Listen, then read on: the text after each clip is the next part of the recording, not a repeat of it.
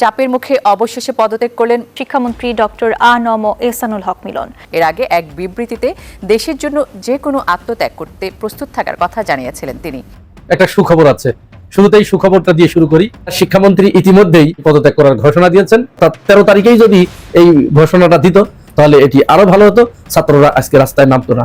শিক্ষার্থীদের তুমুল আন্দোলনের মুখে শিক্ষামন্ত্রী ফারাকেষ্ট শিক্ষামন্ত্রী আ.ন.ম এহসানুল হক মিলন কার্যত পিছু হটতে বাধ্য হয়েছে।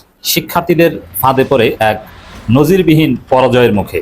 শিক্ষামন্ত্রীর এক মন্তব্য তোলপাড় করে দিয়েছে, সারা দেশ উত্তপ্ত হয়েছে, ইয়াং জেনারেশন আবার নতুন করে ফুঁসে উঠেছে। বিপদে পড়তে যাচ্ছে কি বিএনপি সরকার এই শিক্ষামন্ত্রীকে নিয়ে? প্রধানমন্ত্রী শিক্ষামন্ত্রীকে নিয়ে জরুরি বৈঠকে বসেছেন। যে কোনো সময় শিক্ষামন্ত্রীর পদত্যাগের ঘোষণা আসতে পারে বলে রাজনৈতিক বিশ্লেষকরা মনে করছেন। শিক্ষামন্ত্রীর পদত্যাগ ছাড়া আর কোনো বিকল্প আছে বলে আমিও মনে করছি না। এই ভারতীয় দালাল হরিদাস চন্দ্র দাসকে গ্রেফতার করে রিমান্ডে নিয়েছে এবং রিমান্ডে নেওয়ার পরে এই ভারতীয় দালাল সে ভারতের সমস্ত প্রকার ষড়যন্ত্রের মুখোশ উন্মোচন করে দিয়েছে এবং ভারতের উস্কানিতেই যে বাংলাদেশে 82 ফুট উঁচু রাম মন্দির নির্মাণ করতে তারা চেষ্টা করেছিল সেটাও তারা স্বীকারোক্তি দিয়েছে এবং পাশাপাশি আরো চাঞ্চল্যকর কিছু তথ্য দিয়েছে যা জানলে আপনারা অবাক হয়ে যাবেন। প্রিয় দর্শক, তবে কি সাবেক প্রধানমন্ত্রী শেখ হাসিনার মতোই ভুল করে বসলেন মাননীয় শিক্ষামন্ত্রী আ.ন.ম এহসানুল হক মিলন? তিনি শিক্ষার্থীদের উদ্দেশ্য করে এমন একটি উক্তি করেছেন যেটি সাবেক প্রধানমন্ত্রী শেখ হাসিনার উক্তিটির সাথেই মেলানো যায়। সাবেক প্রধানমন্ত্রী শেখ হাসিনা শিক্ষার্থীদের রাজাকার বলে সম্বোধন করেছিলেন। বর্তমান শিক্ষামন্ত্রী এহসানুল হক মিলন শিক্ষার্থীদের ফার্মের মুরগি বলে সম্বোধন করেছেন। প্রিয় দর্শক, এই উক্তিটি তার জন্য কাল হয়ে দাঁড়িয়েছে। ইতিমধ্যেই শিক্ষার্থীরা মাঠে রয়েছে এবং তাদের একটাই দাবি, শিক্ষামন্ত্রী এহসানুল হক মিলনের পদত্যাগ।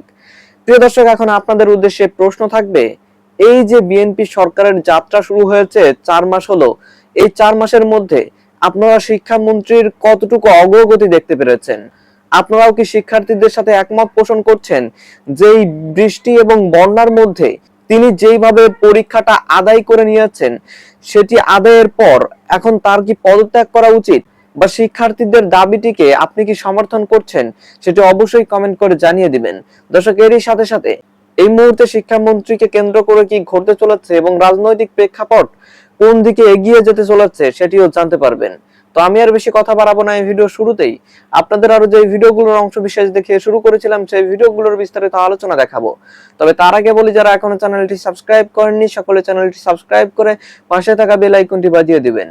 আর যারা ইতিমধ্যেই সাবস্ক্রাইব করে গেছেন তাদের সকলকে অসংখ্য ধন্যবাদ।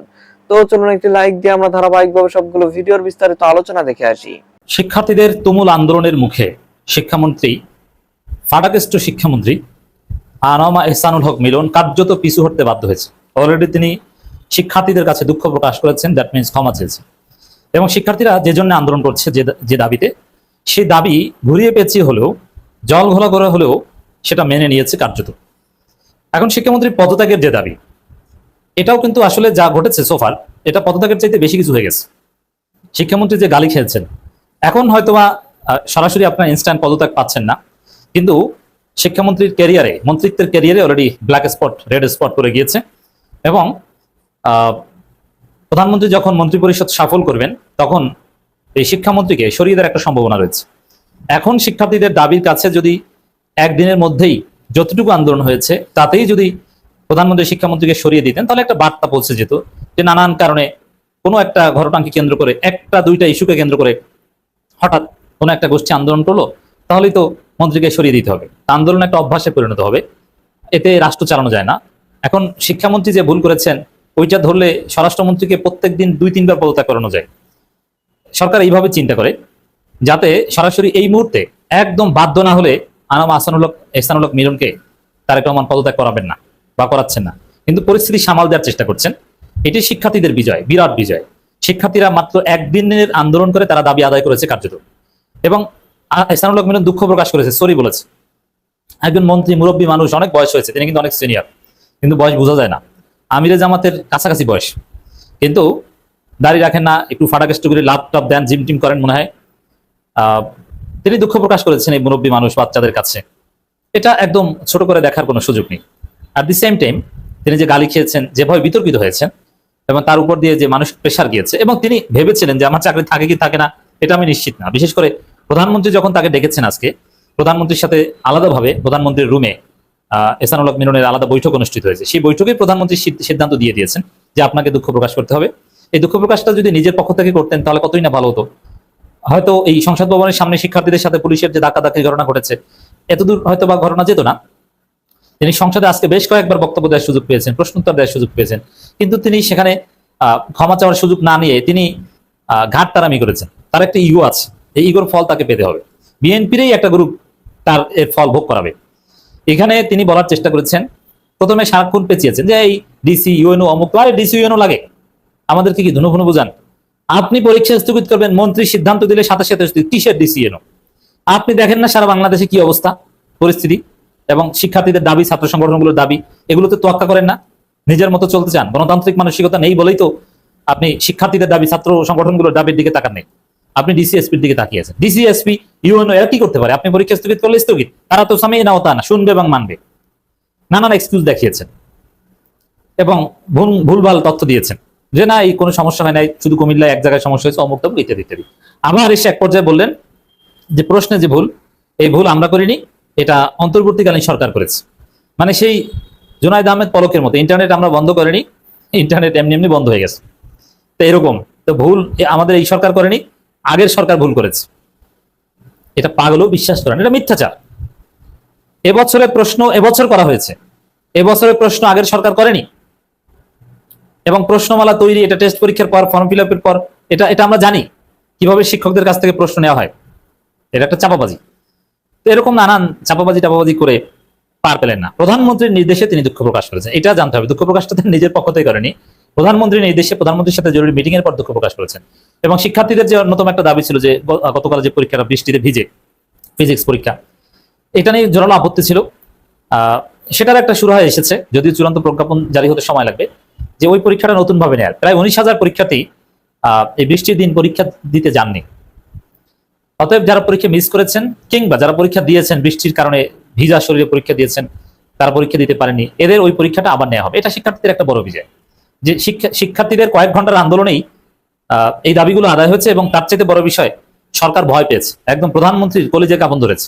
81 ফুট উচ্চতার বিশাল আকার রাম মূর্তি ভারতের অযোধ্যা বা অন্য কোনো হিন্দু অধ্যুষিত এলাকাতেও নয়। এই বিশালাকার মূর্তি নির্মাণের কাজ চলছিল খোদ বাংলাদেশের গাইবান্ধার পলাশবাড়িতে, যেখানে খোদ ভারতেই এমন উচ্চতার রাম মূর্তির দেখা মেলা ভার। সেখানে মুসলিম সংখ্যাগরিষ্ঠ একটি দেশে এমন একটি মূর্তি নির্মাণের পেছনে আসল উদ্দেশ্য কি? এটা কি নিছকই কোনো ধর্মীয় ভক্তি, নাকি এর আড়ালে লুকিয়ে ছিল দুই দেশের মধ্যে একটি বড় ধরনের সাম্প্রদায়িক দাঙ্গা লাগানোর গভীর কোনো আন্তর্জাতিক ষড়যন্ত্র? দর্শক, আজ আপনাদের সামনে উন্মোচন করব এমন এক বহুরূপী প্রতারকের গা শিউরে ওঠা গল্প, যার ভণ্ডামি হার মানাবে সিনেমার রোমাঞ্চকর কোনো কাহিনীকেও। কখনো সে কট্টর হিন্দু হরিদাস চন্দ্র তরণী দাস, আবার কখনো বা ধর্ম বদলে হয়ে যায় পাক্কা মুসলমান তৌহিদ ইসলাম। কখনো সে সাধারণ এক এসি মেকানিক, আবার কখনো খোদ প্রধানমন্ত্রীর পরিবারের ভিআইপি প্রোটোকল অফিসার। কিভাবে এক সামান্য এসি মেকানিক কোটি কোটি টাকার মালিক হলো, কিভাবে সে প্রশাসন, রাজনীতিবিদ আর সাধারণ মানুষকে বোকা বানিয়ে গড়ে তুলল প্রতারণার এক বিশাল সাম্রাজ্য। আর কেনই বা সে হঠাৎ করে গাইবান্ধায় এই বিশাল রামমূর্তি বানাতে গেল? সব রহস্যের জট খুলবে আজকের এই ভিডিওতে, তাই না টেনে ভিডিওটি শেষ পর্যন্ত দেখার অনুরোধ রইল। গল্পের শুরুটা হয় আজ থেকে বেশ কয়েক বছর আগে। গাইবান্ধার পলাশবাড়ির এক সাধারণ কিশোর হরিদাস চন্দ্র তরণী দাস 6ষ্ঠ শ্রেণীতে পড়ার সময় হঠাৎ করেই সে অবৈধভাবে সীমান্ত পেরিয়ে পাড়ি জমায় পার্শ্ববর্তী দেশ ভারতে। সেখানে আত্মীয়ের বাসায় আশ্রয় নিয়ে অত্যন্ত সুকৌশলে এতিমখানার ভুয়া সার্টিফিকেট জোগাড় করে। এরপর পড়াশোনা শেষ করে সে ইলেকট্রনিক্স এবং এসি মেরামতির উপর বিশেষ প্রশিক্ষণ নেয়। অনেকের মতে এই ভারতেই সে প্রতারণা এবং মগজ ধোলাইয়ের বিশেষ পাঠ পেয়েছিল, যার বাস্তব প্রয়োগ সে করেছে বাংলাদেশে ফিরে। 2010 সালে ভারত থেকে ফিরে আসে হরিদাস। এরপর রাজধানীর উত্তরায় শুরু করে পুরনো এসি কেনাবেচা এবং মেকানিকের কাজ। কিন্তু সাধারণ মেকানিকের জীবনে তার মন ভরেনি। তার মাথায় ঘুরপাক খাচ্ছিল শর্টকাটে কোটিপতি হওয়ার নেশা। শুরু হয় তার বহুরূপী জীবনের আসল খেলা। 2018 সালে সে এক সবজি বিক্রেতার মেয়েকে বিয়ে করে এবং 2019 সালে হঠাৎ করেই ধর্ম পরিবর্তন করে। হিন্দু হরিদাস চন্দ্র রাতারাতি বনে যায় মুসলমান তৌহিদ ইসলাম। এই ধর্মান্তর কোনো আধ্যাত্মিক বিশ্বাস থেকে ছিল না, এটি ছিল তার প্রতারণার জাল বিস্তারের প্রথম ধাপ। মুসলিম নাম ধারণ করার পর সে নিজেকে পরিচয় দিতে শুরু করে তৎকালীন প্রধানমন্ত্রীর পরিবারের একজন প্রভাবশালী প্রোটোকল অফিসার হিসেবে। সাধারণ মানুষকে বোকা বানাতে সে দামি গাড়ি হাঁকিয়ে চলত, পরত অত্যন্ত চকচকে ও দামি পোশাক। মানুষকে বিশ্বাস করানোর জন্য সে তৎকালীন প্রধানমন্ত্রীর সাথে নিজের ছবি এডিট করে বানাতো। এমনকি প্রভাবশালী ব্যক্তি, মন্ত্রী বা নেতাদের সাথে তার ঘনিষ্ঠ সম্পর্ক আছে তা প্রমাণ করতে সে নিজের ফোনে ভুয়া কল রেকর্ড করে রাখত এবং মানুষের সামনে সেই রেকর্ড বাজিয়ে শোনাতো। তার এই ভিআইপি প্রতারণার ফাঁদে পা দেয় স্থানীয় অসংখ্য রাজনীতিবিদ, ব্যবসায়ী এবং চাকরি প্রত্যাশী মানুষ। সরকারি চাকরিতে নিয়োগ, বদলি, প্রমোশন এবং বড় বড় সরকারি কাজে টেন্ডার পাইয়ে দেওয়ার নাম করে সে এক একজনের কাছ থেকে হাতিয়ে নিতে থাকে লাখ লাখ টাকা। 2014 সাল থেকেই মূলত সে এই প্রতারণা করে আসছিল। র্যাবের তথ্য মতে এই ভুয়া পরিচয় ব্যবহার করে সে শতাধিক ব্যক্তির কাছ থেকে কয়েক কোটি টাকা আত্মসাৎ করেছে। প্রতারণার এই কাঁচা টাকা হালাল করার জন্য হরিদাস ওরফে তৌহিদ ইসলাম শুরু করে আরেক কুটচাল। শ্বশুরের পরিচয়ে সে ময়মনসিংহের ফুলবাড়িয়া এলাকায় প্রায় 1 বিঘা জমি কেনে। সেখানে 2019 সাল থেকে শুরু করে Paris swimming pool entertainment park নামের এক বিশাল রিসোর্টের কাজ।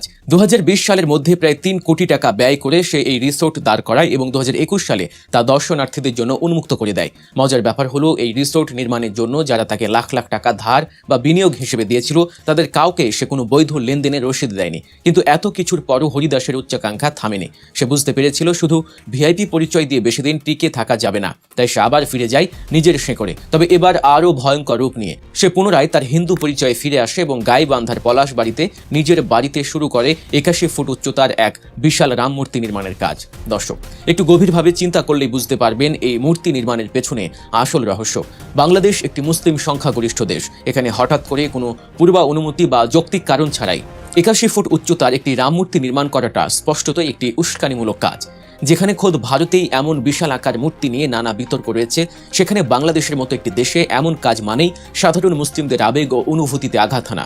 বিশ্লেষকদের মতে এটি কোনো সাধারণ ধর্মীয় কাজ ছিল না, এটি ছিল ভারত থেকে প্রশিক্ষণপ্রাপ্ত হরিদাসের একটি সুদূর প্রসারী ষড়যন্ত্র। সে চেয়েছিল এমন একটি স্পর্শকাতর বিষয় নিয়ে দেশে একটি বড় ধরনের হিন্দু মুসলিম দাঙ্গা বা সাম্প্রদায়িক সম্প্রীতি বিনষ্টের ঘটনা ঘটাতে, যার ফলে দেশের আইন শৃঙ্খলা পরিস্থিতির চরম অবনতি ঘটে। একই সাথে এই মূর্তি নির্মাণের নামে সে একটি সংঘবদ্ধ হুন্ডি চক্র পরিচালনা করছিল। ভগবান রামের মন্দির উন্নয়নে দান ও সহায়তা করুন লেখা ব্যানার টাঙ্গিয়ে সে দেশি বিদেশি বিভিন্ন উৎস থেকে অবৈধভাবে কোটি কোটি টাকা সংগ্রহ করছিল।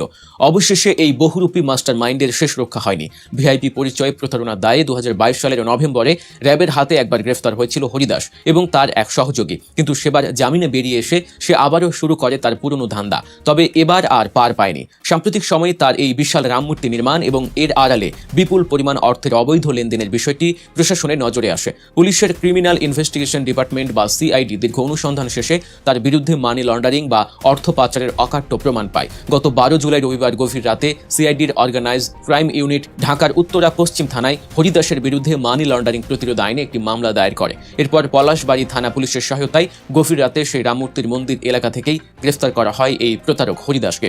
সিআইডি তদন্তে বেরিয়ে এসেছে চোখ কপালে তোলার মতো সব তথ্য। 2020 সালের 1 জানুয়ারি থেকে 2024 সালের 30 জুন পর্যন্ত হরিদাস এবং তার সহযোগীরা মিলে একটি বিশাল হুন্ডি চক্র পরিচালনা করছিল। সিআইডি জানতে পেরেছে হরিদাসের নামে থাকা 5টি ব্যাংক অ্যাকাউন্ট এবং বিকাশ, নগদ ও রকেটের মতো 4টি মোবাইল ফাইন্যান্সিয়াল সার্ভিস অ্যাকাউন্টে সন্দেহজনক উৎস থেকে মোট 9,35,451 টাকা জমা হয়েছে, অথচ তার কোনো বৈধ আয়ের উৎসই ছিল না। এসি মেকানিক বা সবজি বিক্রেতা জামাইয়ের অ্যাকাউন্টে এত টাকা কোথা থেকে এলো? সিআইডির মতে এই বিপুল পরিমাণ অর্থ হুন্ডি কার্যক্রম এবং অবৈধ প্রতারণার মাধ্যমেই অর্জিত। এই অর্থ দিয়ে সে নিজের এবং অন্যের নামে বিপুল স্থাবর ও অস্থাবর সম্পদ গড়ে তুলেছে। একজন মানুষ কতটা ধূর্ত হলে নিজের স্বার্থের জন্য ধর্মকে এভাবে ব্যবহার করতে পারে? কখনো হিন্দু কখনো মুসলিম সেজে সে শুধু মানুষের বিশ্বাস নিয়ে খেলেননি, বরং দেশের সাম্প্রদায়িক সম্প্রীতিতে এক চরম হুমকির মুখে ঠেলে দিয়েছে। বিদেশি ইন্ধনে দেশের মাটিতে অরাজকতা সৃষ্টির যে নীল নকশা সে এঁকেছিল, প্রশাসনের কঠোর হস্তক্ষেপে তা আজ ধূলিসাৎ হয়েছে। এখন সে শ্রীঘরে বসে তার কৃতকর্মের ফল ভোগ করছে। দর্শক, হরিদাসের এই ঘটনা আমাদের চোখে আঙুল দিয়ে দেখিয়ে দেয় যে আমাদের সমাজে এখনও এমন অনেক বহুরূপী লুকিয়ে আছে যারা ধর্ম এবং ক্ষমতার নাম ভাঙিয়ে সাধারণ মানুষকে প্রতিনিয়ত ঠগিয়ে যাচ্ছে। ভিআইপি পরিচয় দিলেই অন্ধভাবে কাউকে বিশ্বাস করা বা টাকা লেনদেন করাটা কতটা বোকামি তা এই ঘটনা থেকে আমাদের শিক্ষা নেওয়া উচিত। সে সাথে ধর্মীয় অনুভূতিকে পুঁজি করে কেউ যাতে কোনো প্রকার উস্কানি বা দাঙ্গা সৃষ্টি করতে না পারে সে বিষয়ে আমাদের সবাইকে সচেতন থাকতে হবে। ছাত্রদলের কেন্দ্রীয় সভাপতি রাকিবউদ্দিন, তার নেতৃত্বে একটি মিছিল হলো। সেই মিছিলে আন্দোলন করছে কমলমতি শিক্ষার্থীরা, আর রাকিবের নেতৃত্বে যে মিছিল হলো সেই মিছিল থেকে স্লোগান উঠলো, একটা একটা শিবির ধরে ধরে জবাই কর।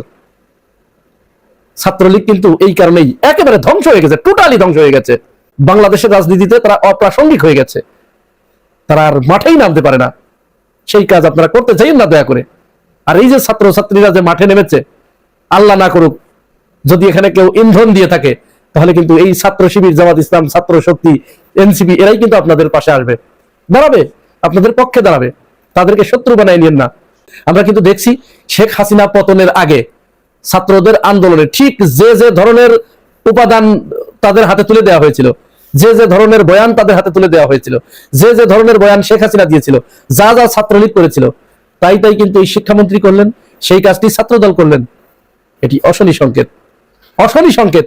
এখনই যদি এখান থেকে সতর্ক না হওয়া যায়, তাহলে কিন্তু আমরা বড় ধরনের একটা বিপদের আশঙ্কা দেখতে পাচ্ছি। এমনিতেই বিএনপির অবস্থা কিন্তু নড়বড়ে।